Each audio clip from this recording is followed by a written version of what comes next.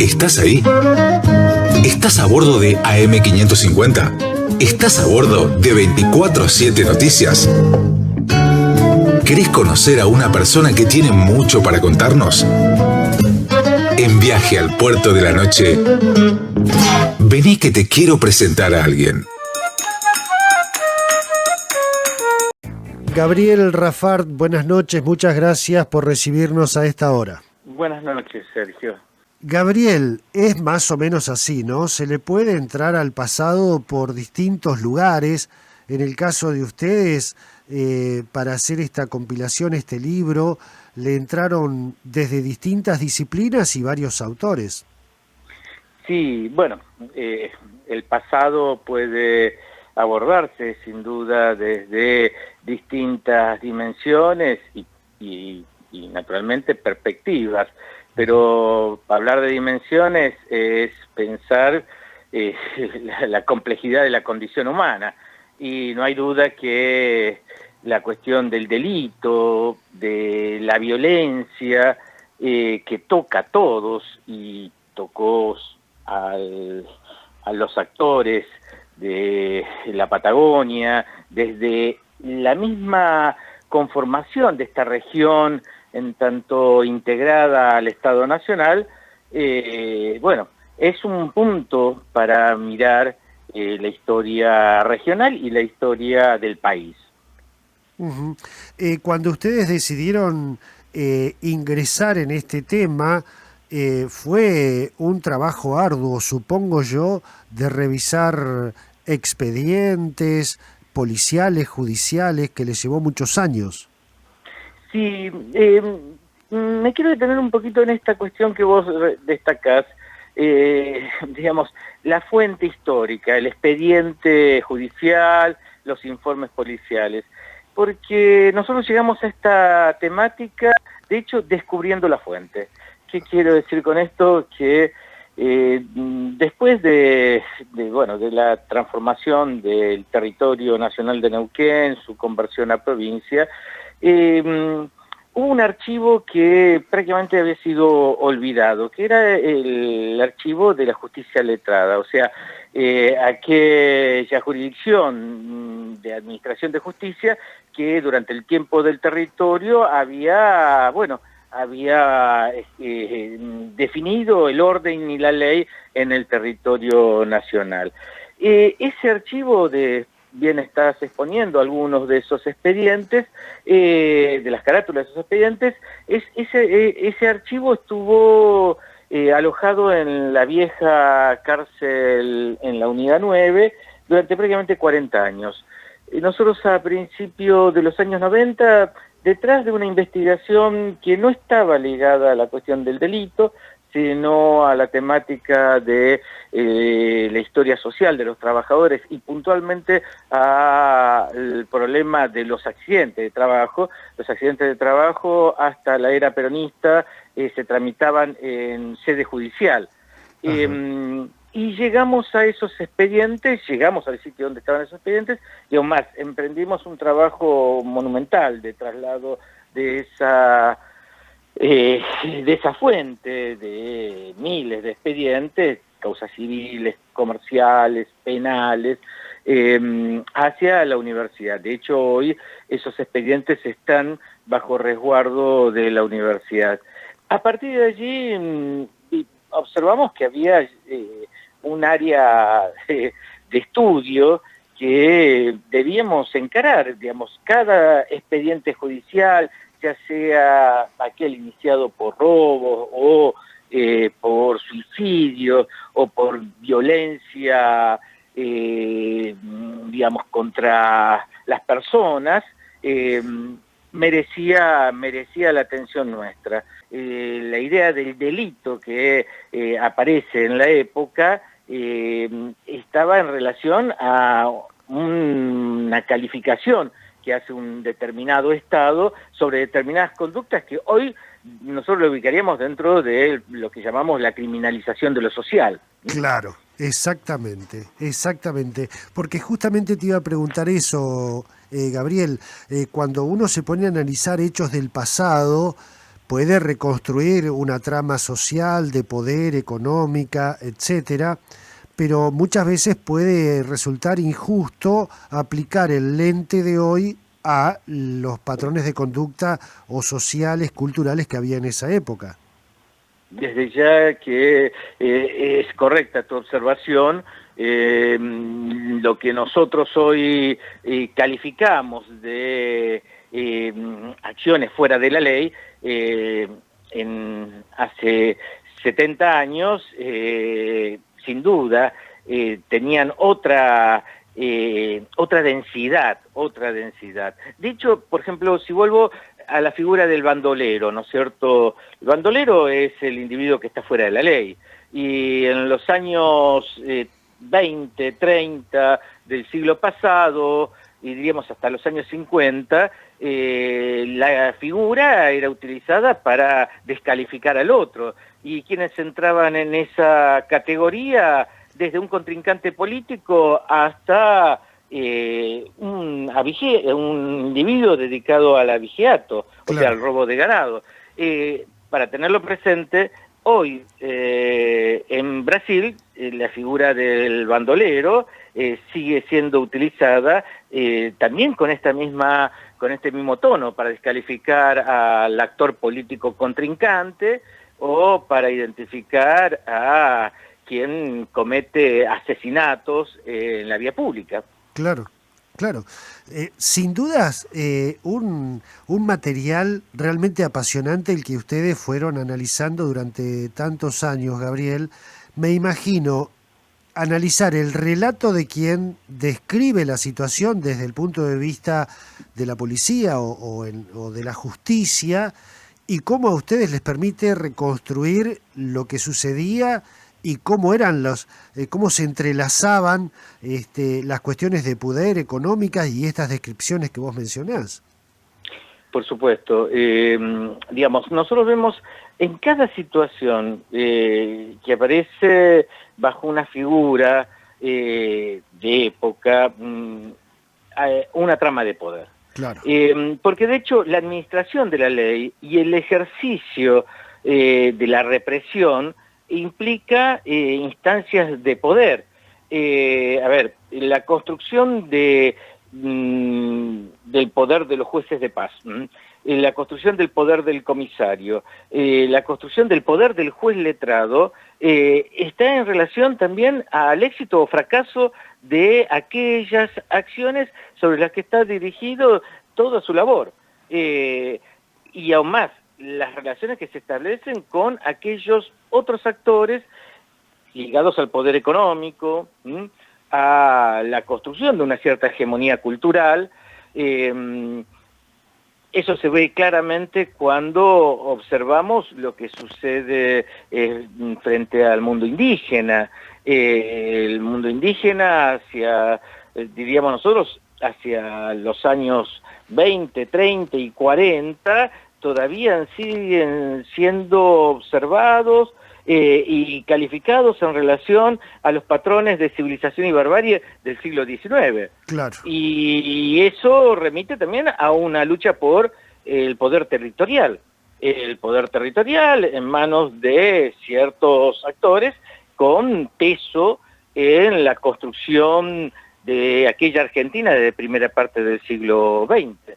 Mucho de esto, por supuesto, entra en crisis en los años del peronismo, donde las propias comunidades indígenas comienzan a ser miradas de otra manera, y hay una idea de producir en ellas también este proceso de integración que ocurrió con las masas trabajadoras. Claro, me imagino también, Gabriel, que dentro de todo el material que ustedes encontraron, habrán detectado algunas acciones como para disciplinar a la sociedad a través de la policía o de la justicia. Por supuesto, digamos, el orden moral, el orden social y moral, es un aspecto que tanto estas instituciones, fundamentalmente la que lleva el poder armado, policías. No nos olvidemos que también en la región, y fundamentalmente a partir de los años 30, se va a sumar la gendarmería, y no pasemos por alto el rol que ocupan las distintas guarniciones del ejército. Todas estas instituciones van a tener un rol de vanguardia, diríamos, en la idea de construir el orden, un orden que implica alejar a aquellos actores que pudieran ofrecer voces disidentes.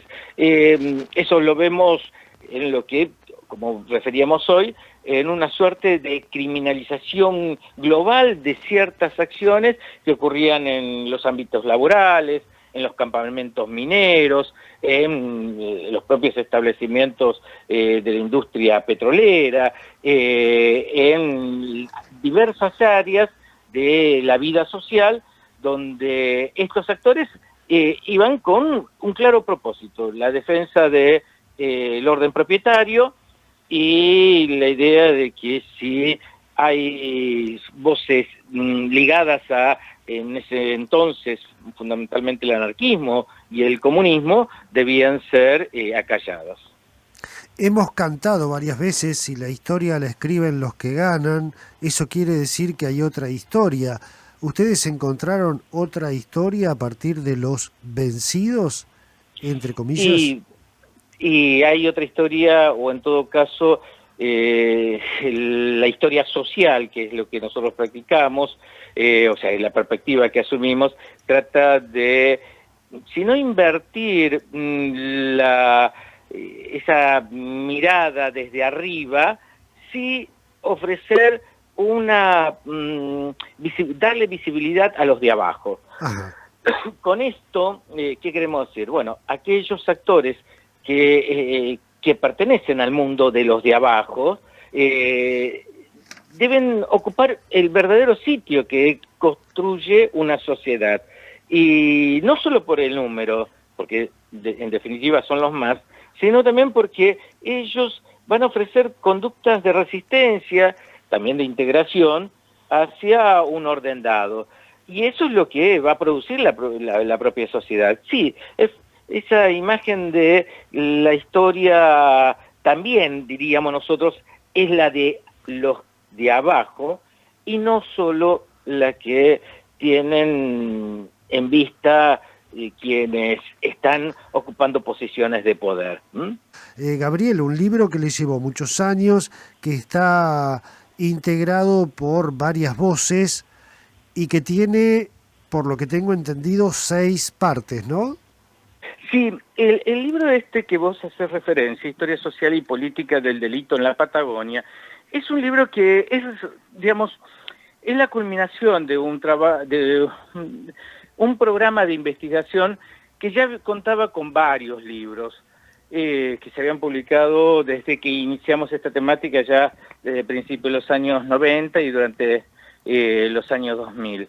Pero puntualmente yo le tengo un aprecio particular, porque fue una novedad en tanto, no solo por ampliar nuestro campo territorial, o sea, historia social, política del delito en la Patagonia, o sea, tomamos diversos casos de una región más abierta que incluía desde La Pampa hasta Tierra del Fuego, convocando a investigadores de distintas universidades, sino también por la idea de avanzar todo el siglo XX y un principio del siglo XXI. Ajá. De allí que sobre los distintos temas que nosotros abordábamos, mujeres y mujeres en el tema del delito, casi siendo una introducción, digamos, siendo el primer apartado, como si nos anticipáramos a la cuestión de las perspectivas de género, la cuestión de un segundo apartado sobre la muerte, la locura, los raros,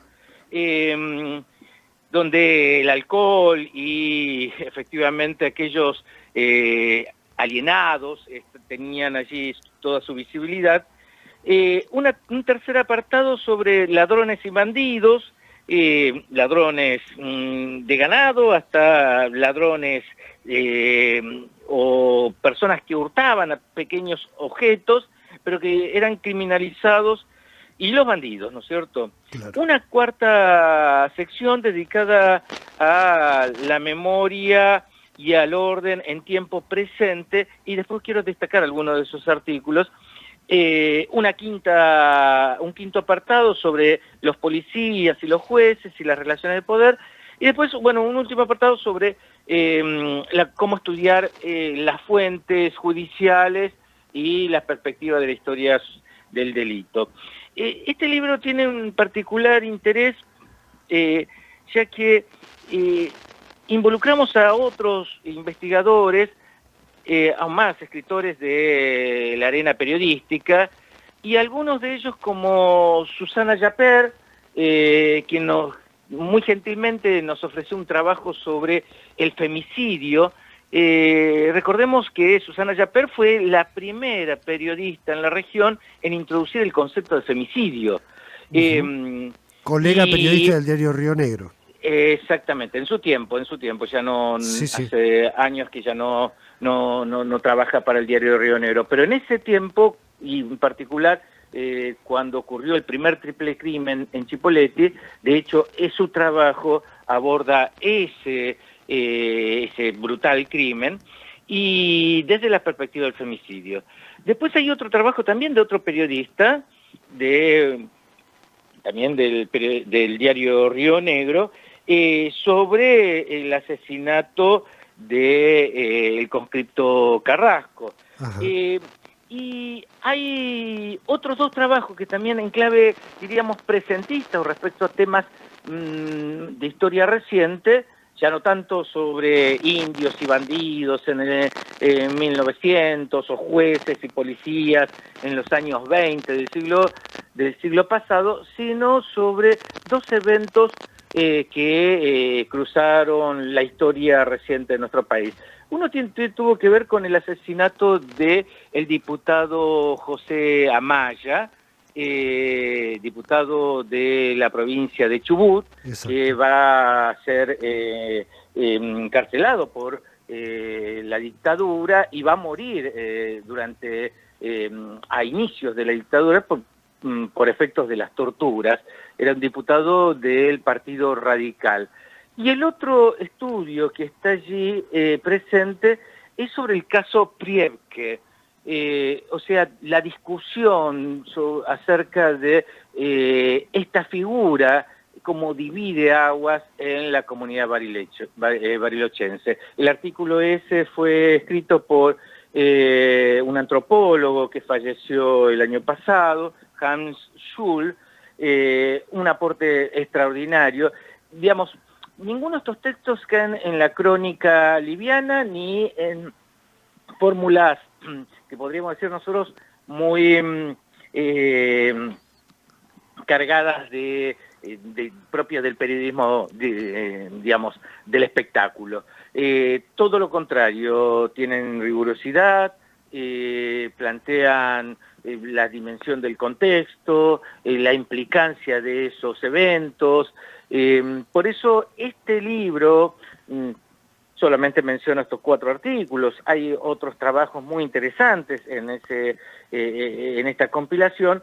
Es un libro que en cierta medida cierra y abre una fase de nuestra investigación sobre este campo. Por supuesto que estas fuentes siguen presentes en el archivo de la Justicia de Letrada, que se mantiene en la biblioteca de la universidad.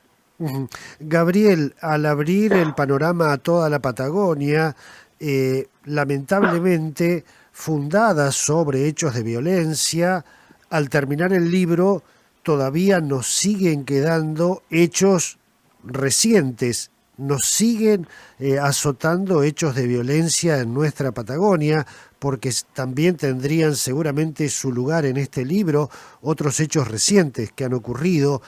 Me estaba acordando recién de Santiago Maldonado, por ejemplo, que entra en los parámetros de los que estábamos hablando en el contexto de otras épocas en nuestra zona. Sí, no me cabe duda que la historia social, de los movimientos sociales y también de la acción represiva del Estado, va a tener un antes y un después del episodio que llevó a la muerte de Maldonado. Lo mismo respecto a los sucesos de Bariloche, al poco tiempo, que provocaron otra muerte. Lo que tenemos allí son eventos que podríamos, para algunos, decir que hay una historia que liga estos eventos con aquellos otros que sucedieron hace prácticamente 100 años en la misma Patagonia, en los crímenes que cuenta Osvaldo Bayer respecto a la Patagonia trágica. En la huelga de 1921. Exactamente. Gabriel, la verdad que nos hemos dado una panzada de cómo entrarle a la historia y la verdad que me felicito de haber recurrido a vos para que nos cuentes, nos des este panorama. Nos has contagiado lo que ha sido esta investigación, la pasión y el rigor que han puesto para desentrañar esta historia social del delito en nuestra Patagonia. Te agradezco que nos hayas recibido a esta hora y no sé si nos quedó algo por decir. No, te agradezco muchísimo la invitación y bueno, contar con otra participación eventualmente sobre los temas que desde nuestro departamento de la Facultad de Humanidades, el Departamento de Historia, digamos, está comprometido en investigaciones más recientes, ¿no es cierto? Gabriel, muchísimas gracias. Gracias a vos. Buenas noches. Viaje al puerto de la noche. Conduce el escritor y periodista Sergio Sarachu.